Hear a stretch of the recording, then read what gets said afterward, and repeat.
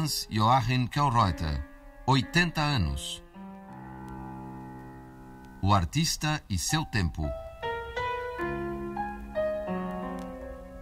Homenagem da Cultura FM ao professor, maestro e compositor alemão.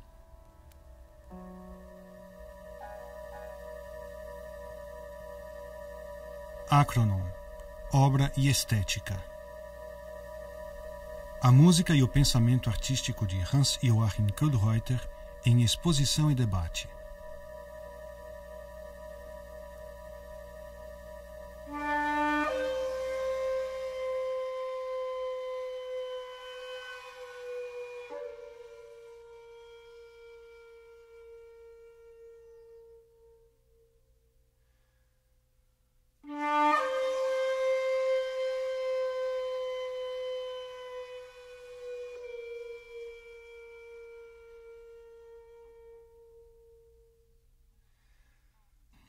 A estética relativista do impreciso e paradoxal visa transcender os conceitos tradicionais de espaço, tempo e causalidade, de maneira a ampliar e enriquecer a gama de percepções e capacitações do ser humano.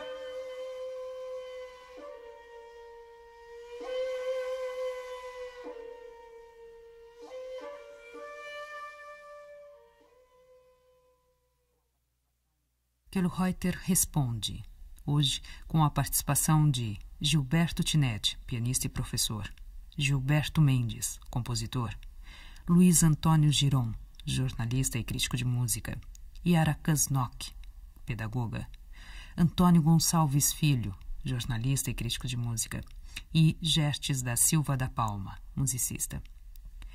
Análise introdutória à audição de hoje por Lígia Amádio, musicista, regente e pesquisadora da obra de H.J. Kellreuter, em exposição A Estética do Impreciso e do Paradoxal. A física moderna operou transformações fundamentais nas condições de vida do planeta, tanto positiva quanto negativamente. Sua influência, entretanto, ultrapassou aplicações tecnológicas e políticas. Tornou-se responsável também por profundas modificações culturais e por uma ampla revisão das concepções humanas acerca do universo.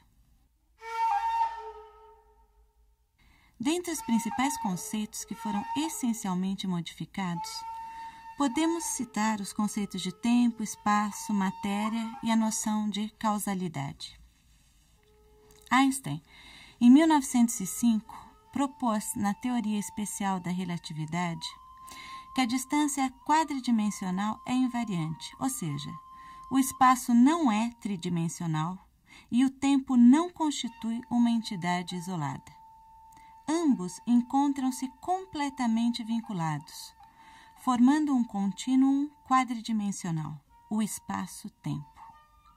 Tanto o espaço quanto o tempo tornam-se elementos de linguagem utilizados por um observador particular para descrever fenômenos observados. Na Teoria Geral da Relatividade, de 1915, Einstein afirma que a força da gravidade possui o efeito de curvar o espaço e o tempo, invalidando a geometria euclidiana. Curvatura esta que é causada pelo campo gravitacional de corpos compactos. A teoria geral da relatividade de Einstein abole, pois, completamente os conceitos de espaço e tempo absolutos. Não apenas todas as medidas que envolvem espaço e tempo são relativas. Toda a estrutura do espaço-tempo depende da distribuição da matéria no universo. O próprio conceito de matéria foi radicalmente modificado, a começar do conceito da solidez dos objetos, que foi definitivamente cancelado com o advento da física atômica.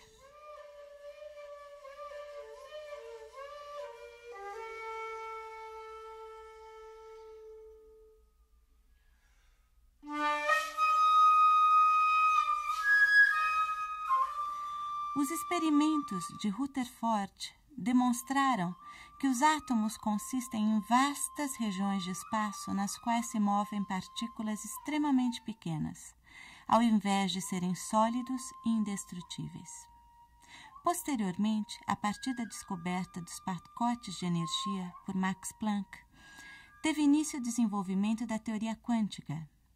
Esta teoria admite que as unidades subatômicas da matéria são entidades extremamente abstratas e dotadas de um comportamento dual, ou seja, aparecem por vezes como partículas, por vezes como ondas. O paradoxo aparente entre as imagens da onda e da partícula foi solucionado de forma a romper definitivamente a visão de mundo mecanicista, colocando em questão o conceito da realidade da matéria. De fato, no mundo subatômico não é possível afirmar que a matéria exista com certeza em lugares definidos. Na verdade, ela apresenta tendências a existir, assim como os eventos atômicos possuem tendências a ocorrer. Em termos formais, essas tendências são matematicamente expressas como probabilidades, razão esta que permite às partículas serem ao mesmo tempo ondas. Jamais se pode ter certeza quanto à previsão de um fato atômico. Pode-se pensar unicamente naquilo que se constitui a probabilidade de sua ocorrência. Dirac demonstrou que não se pode mais encarar uma partícula como um objeto estático. Deve ser concebida como um processo que envolve uma energia que se manifesta a si mesma como a massa da partícula. Ao formular uma equação relativística descrevendo o comportamento dos elétrons, Dirac revelou existir uma simetria fundamental entre matéria e antimatéria. Dispondo-se de energia suficiente, podem ser criados pares de partículas e antipartículas e, num processo inverso, podem ser aniquilados, transformando-se em energia pura. Poder criar partículas materiais a partir de energia pura constitui certamente o efeito mais assombroso da teoria da relatividade.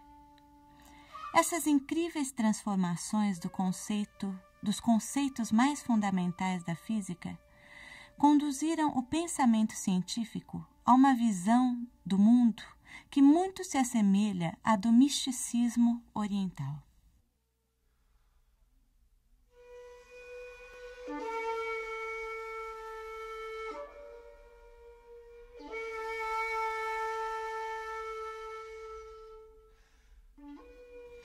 Fritjof Capra cita, em seu livro Tal da Física, que a física atômica forneceu aos cientistas os primeiros lampejos da natureza essencial das coisas. À semelhança dos místicos, os físicos lidavam com uma experiência não sensorial da realidade. E, à semelhança dos místicos, viram-se forçados a fazer face aos aspectos paradoxais desta experiência. A partir de então, os modelos e imagens da física moderna tornaram-se semelhantes ao da filosofia oriental. Como escreveu o próprio Einstein, uma teoria pode ser verificada pela experiência, mas não existem maneiras de sair-se da experiência para a construção de uma teoria. A tarefa do cientista é a de atingir leis elementares universais, a partir das quais o cosmos possa ser construído com base na pura dedução. Ele não é levado a isto por nenhum caminho lógico, mas pela intuição. Seu esforço cotidiano brota diretamente do coração. Isso tudo são palavras do próprio Einstein. Karl Reuter acredita que para compreendermos e assimilarmos a nova física e as modificações de paradigma ocorridas em todas as áreas do conhecimento humano, faz-se necessário transformar os antigos conceitos, tornando-os mais abrangentes. Na verdade, torna-se imprescindível ampliar o horizonte do pensar.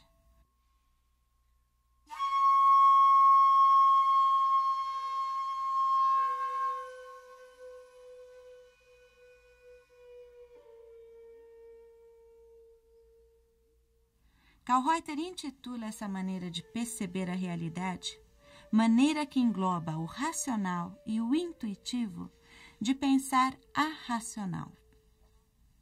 Não se deve confundir irracional e arracional.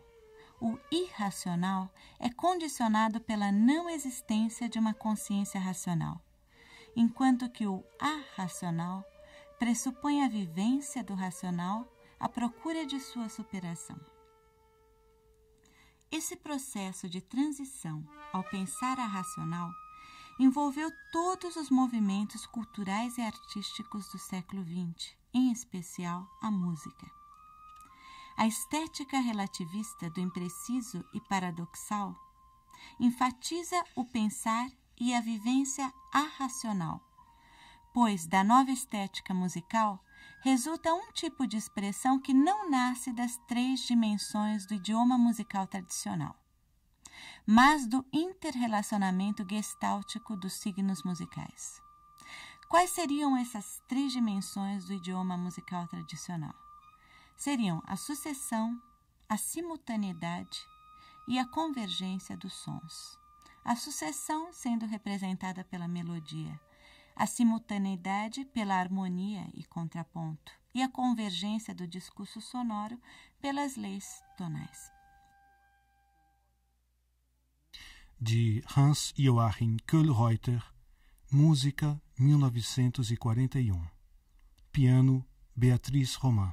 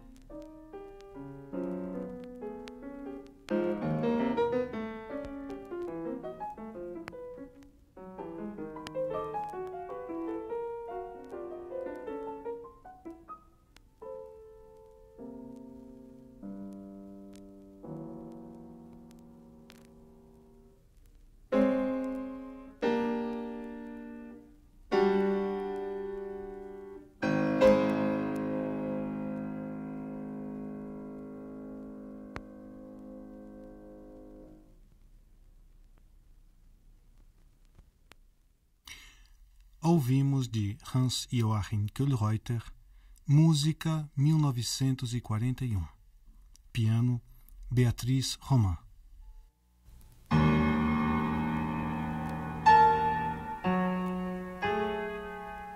Hans Joachim Kohlreuter, 80 anos. O artista e seu tempo. Homenagem da Cultura FM ao professor, maestro e compositor alemão. Acronom, obra e estética. Kohlreuter responde. Gilberto Tinetti, pianista e professor. Professor Kohlreuter, o senhor que criou com tanto sucesso os cursos livres da ProArte na década de 50 no Brasil, como vê a pedagogia musical no Brasil de hoje? Não há pedagogia musical. A meu ver, falta aos responsáveis pela educação entre nós uma análise econômico-sociocultural do ensino musical. Oi, professor Kohlreuter. Eu sou Gilberto Mendes, lembra-se de mim? De quantas vezes a gente vem se encontrando? E numa das vezes, no nosso festival, lá em Santos, até quando a gente fazia só em Santos,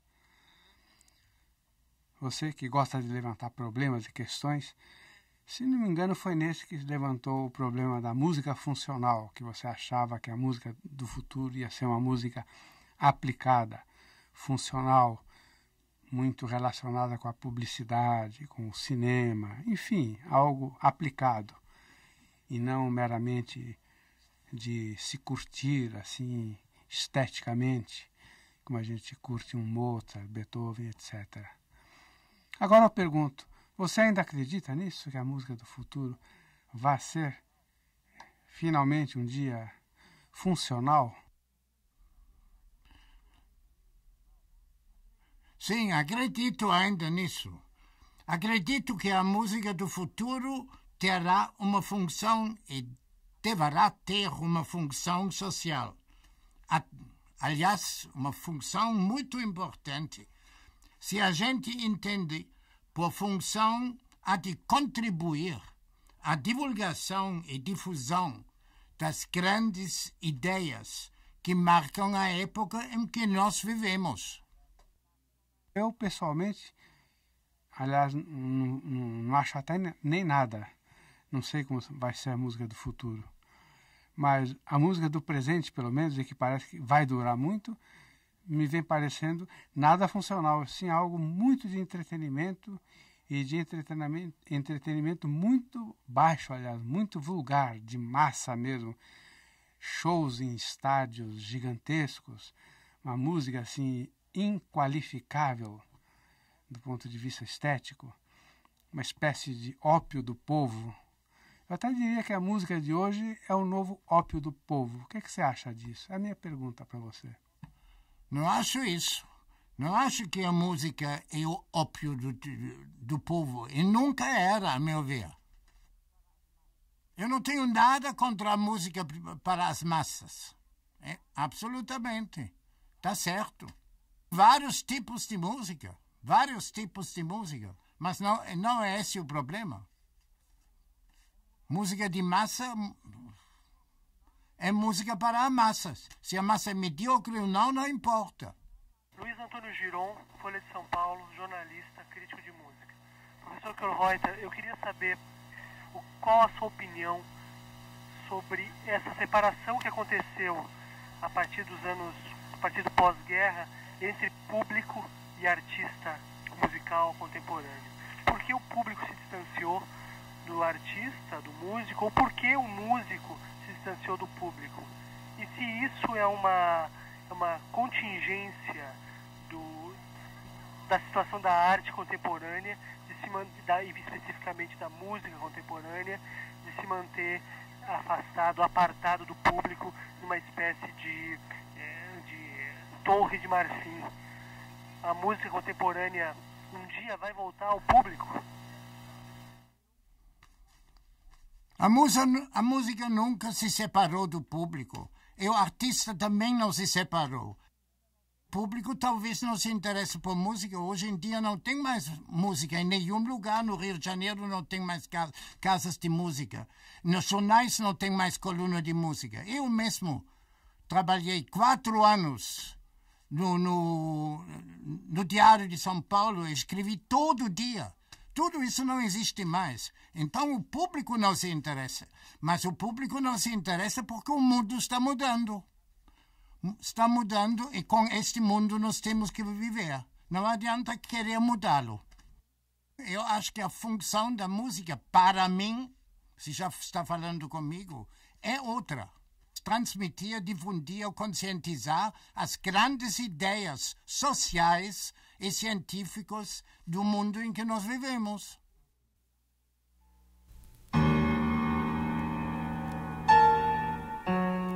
Acronym. Por que a estética se chama relativista do impreciso e paradoxal? Impreciso, porque as tendências substituem ocorrências definidas. E paradoxal, porque os conceitos estéticos aparentemente contraditórios acabam por fundir-se. A exemplo das transformações ocorridas nos conceitos espaço, tempo, matéria e causalidade da física, os principais conceitos da estética musical tradicional sofreram profundas transformações neste século. Basicamente, 3 acontecimentos esfacelaram estes conceitos, transformando-os em princípios da estética relativista do impreciso e paradoxal. Primeiro deles, a superação do dualismo dos conceitos contrários, interpretados como antinomias, opostos antagônicos e irreconciliáveis. O segundo acontecimento foi a superação da noção de tempo e espaço absolutos. E o terceiro, a superação do princípio da causalidade. Como podemos observar, o paralelo com a física é absolutamente transparente.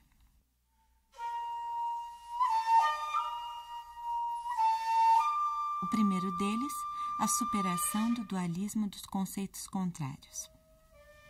Assim como na física moderna, a antinomia matéria-energia assumiu outro enfoque, também na música, gradativamente, a interpretação dos contrários como elementos opostos, constituinte fundamental da música clássica e romântica, perdeu seu caráter antagônico.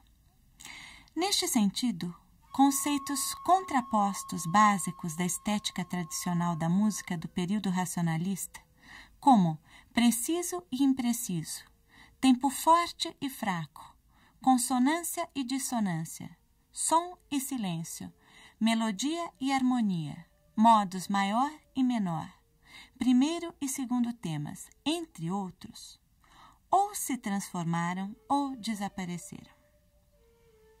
A música métrica tradicional, baseada no princípio forte e fraco, transforma-se em música amétrica. Os valores de duração fixa, a pulsação pré-determinada, o pentagrama, a direcionalidade do discurso musical, assim como a melodia, a harmonia e as vozes no conceito tradicional, são recursos que também ou desaparecem ou se transformam.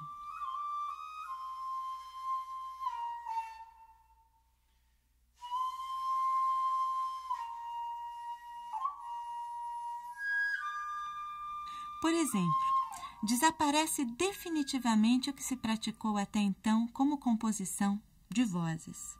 O novo princípio de organização dos signos musicais é definido por Karl Reuter como composição de campos sonoros, que compreendem estruturas de determinação aproximativa, que tendem à fusão, diluição e unificação, descuidando dos elementos que requerem precisão, exatidão, rigor e regularidade.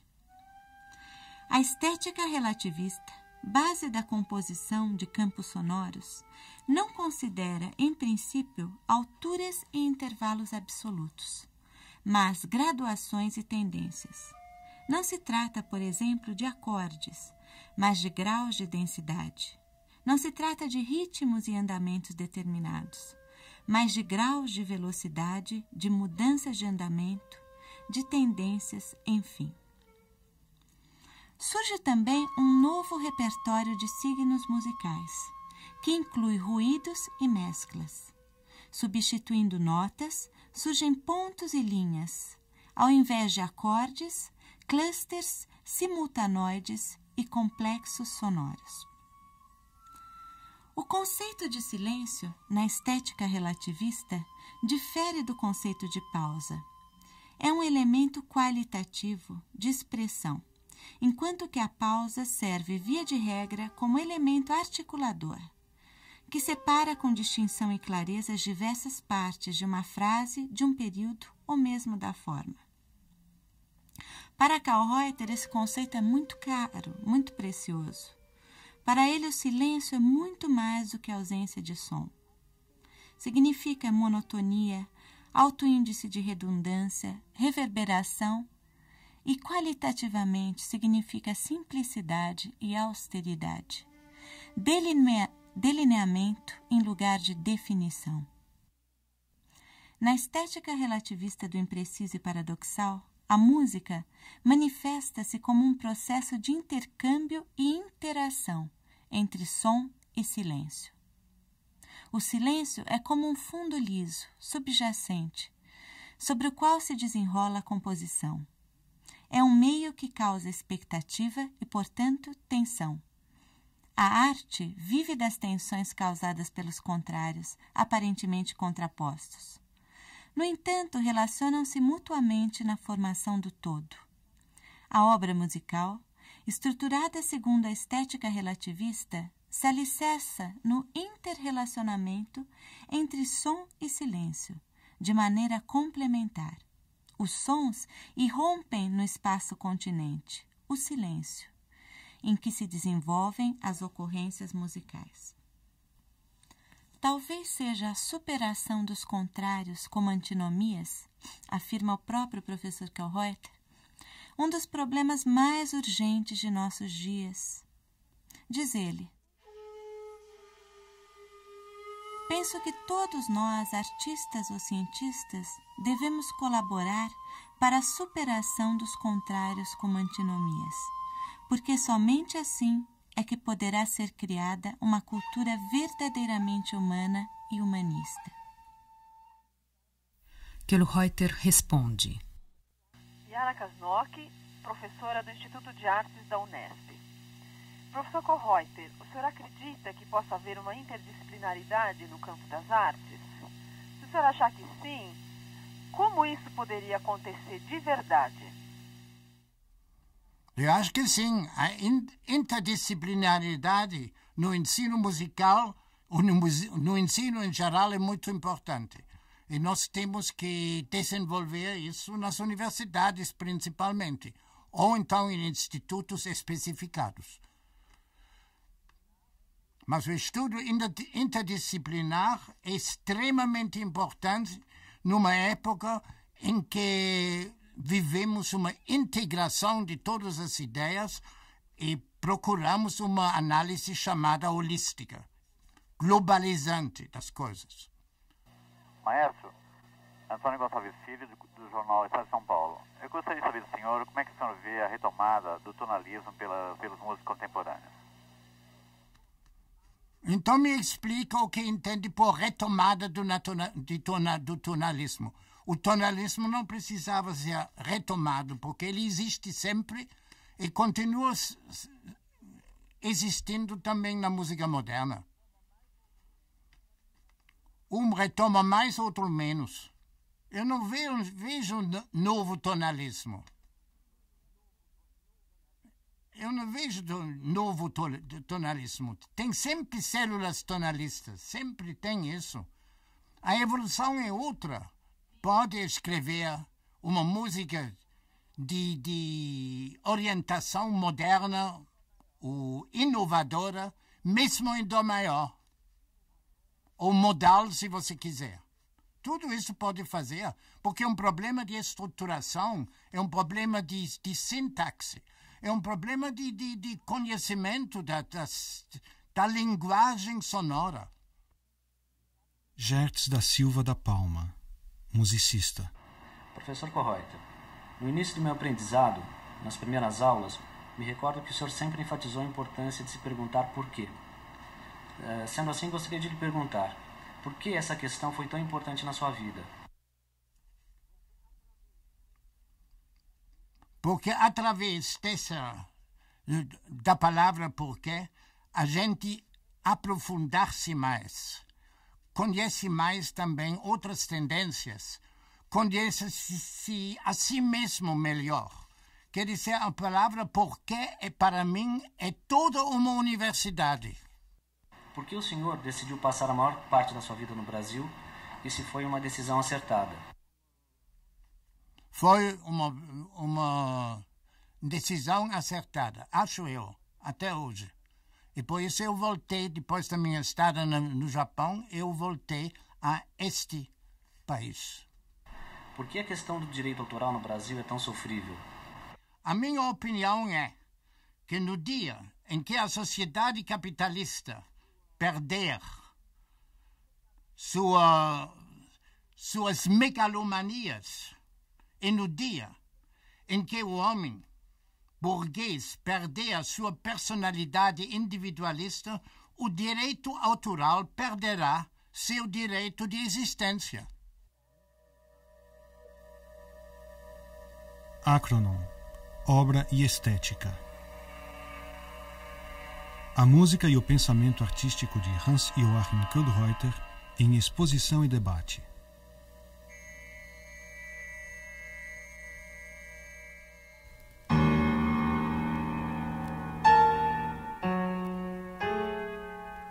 Hans Joachim Ködreuter, 80 anos. O artista e seu tempo. Homenagem da Cultura FM ao professor, maestro e compositor alemão.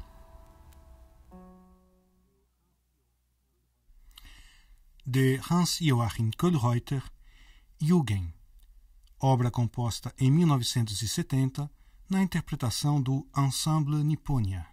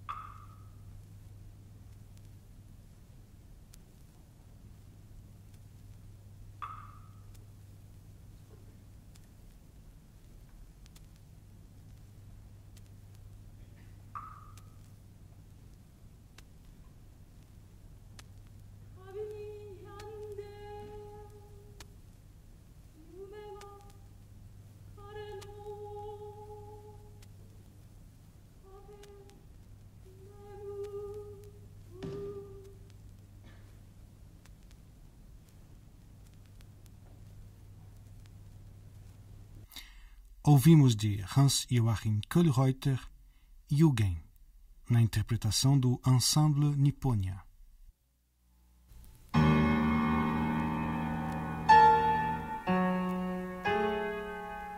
Hans Joachim Köhlreuter, 80 anos. Acronon. O segundo dos acontecimentos que esfacelaram ou transformaram os principais conceitos da estética musical tradicional foi a superação das noções de tempo e espaço absolutos.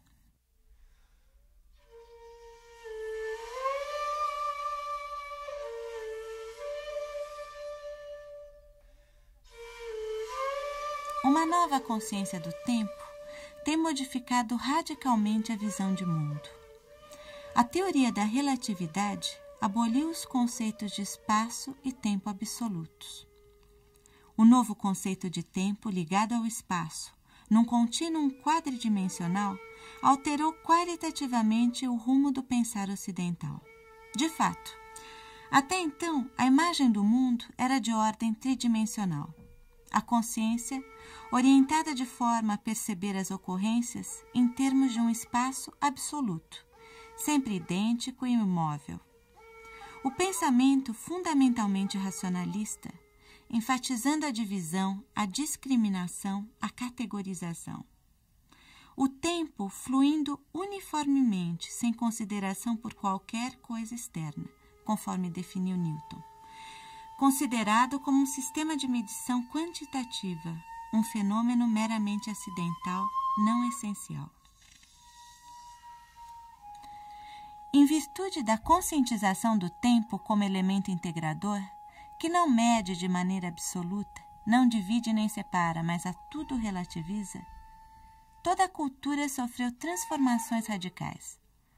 O tempo como forma de percepção, apreendido como vivência, tem originado em múltiplas áreas do conhecimento artístico uma série de esforços e de experiências direcionados à assimilação do novo conceito.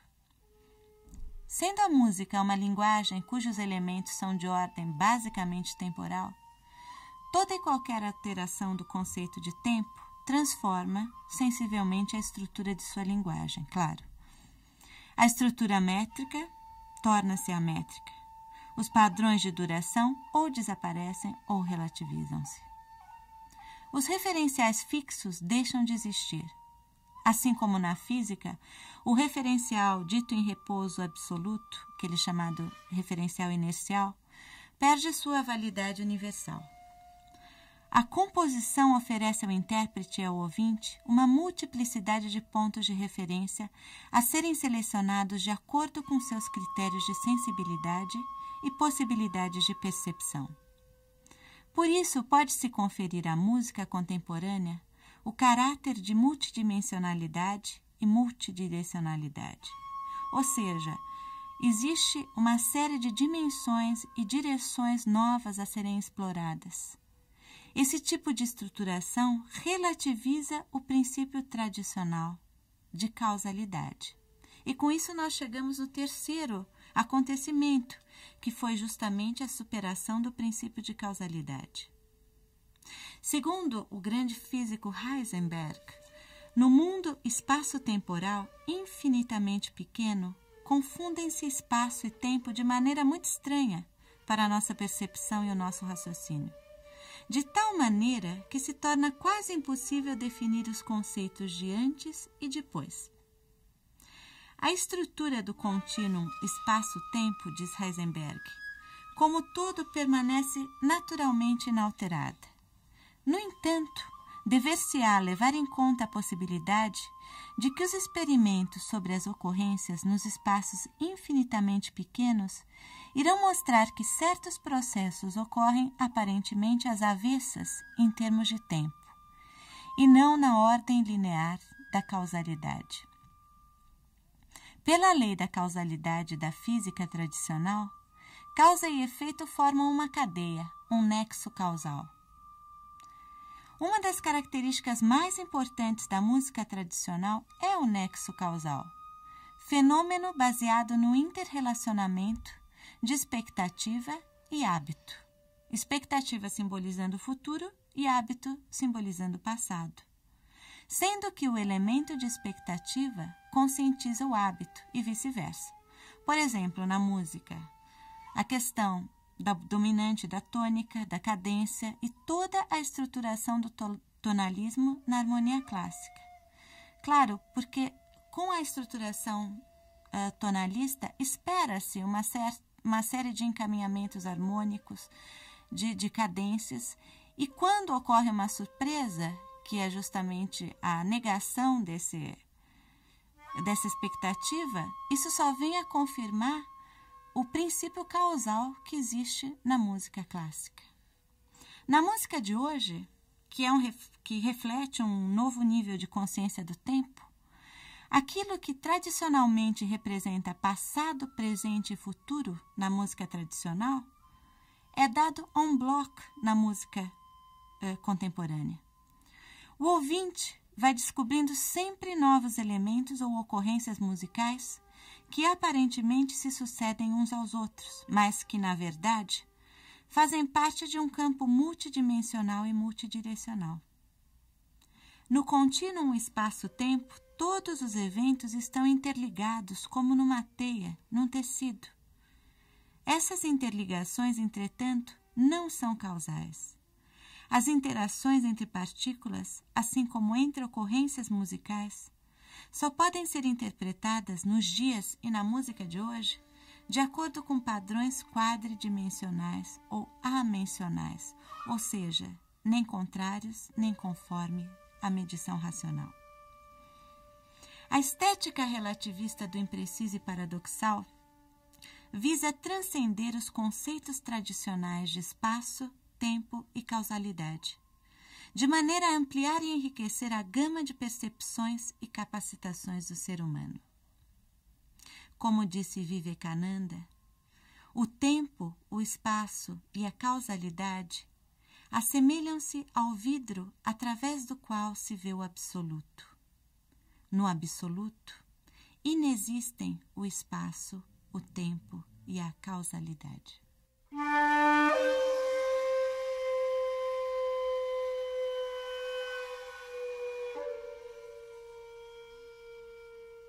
O silêncio é como um fundo liso subjacente sobre o qual se desenrola a composição.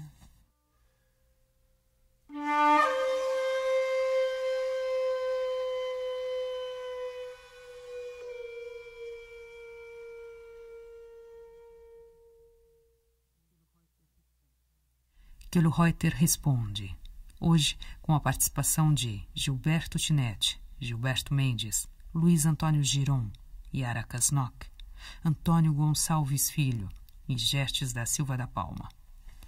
Lígia Amádio, musicista, regente e pesquisadora da obra de Kellerreuter, expôs a tese A Estética do Impreciso e do Paradoxal.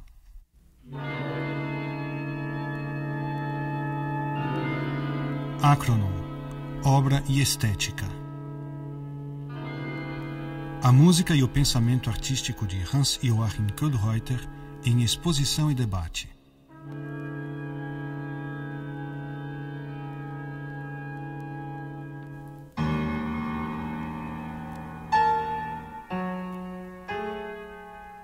Hans Joachim Kellerreuter, 80 anos. O artista e seu tempo. Homenagem da Cultura FM ao professor, maestro e compositor alemão.